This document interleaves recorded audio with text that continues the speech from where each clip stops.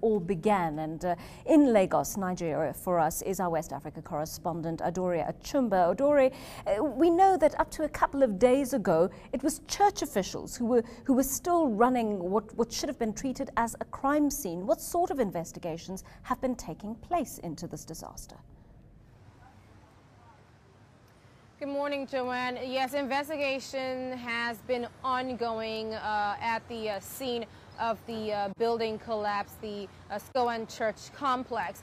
The first investigation we got wind of was from the state government, Lagos State, where the Town Planning Commission, the Urban and Town Planning Commission, indicated that they had done a search for the building plan for that six-story building, and they did not see anything on record that indicated that the church had an approval to build a six-story guest house on their property. So that was the first information that we got on the investigation. We do know that the Ministry of Aviation has put a committee together to also investigate the strange aircraft claims that TB Joshua is making.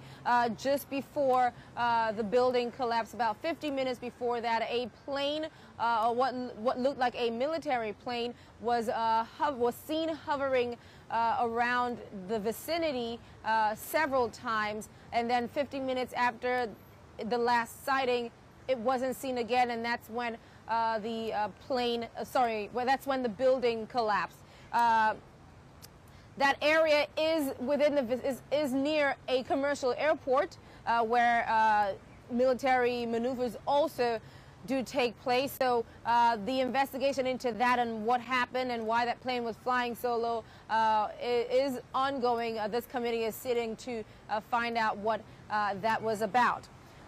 The President, Goodluck Jonathan, has also said that the investigation will be speedy and that he will make sure that they get to the bottom of why and how or what happened that caused this building to collapse. Now, Adaure, one of the most worrying allegations that emerged over the weekend were about TB Joshua's alleged bribing of reporters who went through to that compound that he runs. And I mean, among them were South African reporters who spoke about being given brown envelopes full of money. Yes, indeed. eNCA obtained an audio recording made by a local journalist who was in a meeting room where TB Joshua was meeting with other local press reporters last Sunday. Now, the reporter says that in the briefing, right after the briefing, they were offered packets of money, about 50,000 naira, which is about $300, to frame their reporting to favor the synagogue church.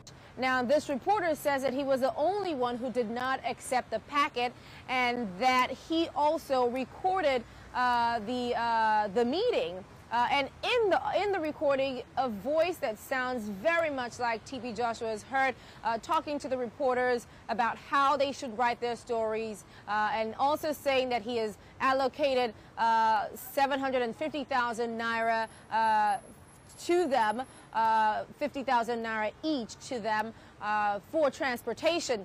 Now, this is not an uncommon practice. Politicians, wealthy citizens, companies do have these brown envelopes that they give to journalists. A lot of time it's for logistics, they claim, but it is industry-wide practice that is frowned upon.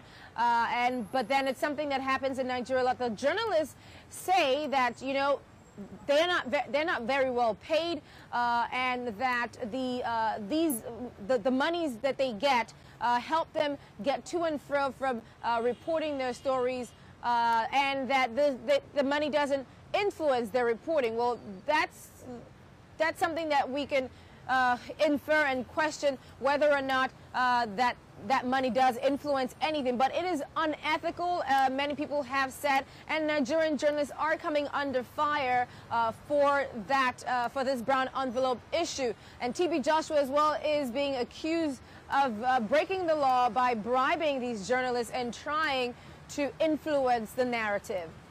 Just finally, Adaure, just tell us briefly about TB Joshua's supposed plans to make a trip to South Africa.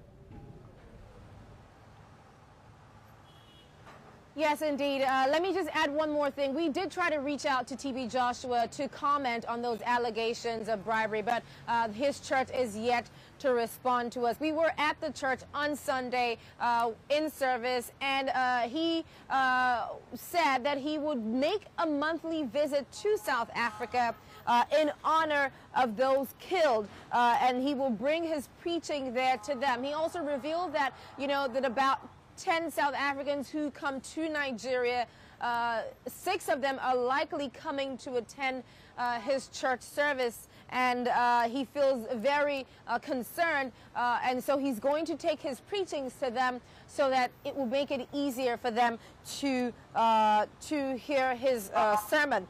He's also dedicating this trip that he'll be making monthly to the memory of the victims of this building collapse. A lot of people are frowning on that. They're just saying, again, that, that this is just another opportunity for him to take advantage of this tragedy and try to get more followers, and in some cases, some people are saying just to get more money through the tithes and offerings that these worshipers will be giving to him.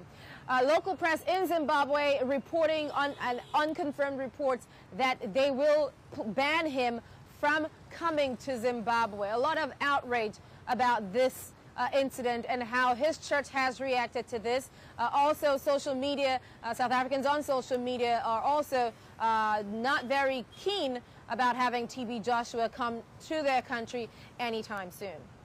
Thank you so much for that update. Adaure Achumba live to us from Nigeria's commercial capital, Lagos.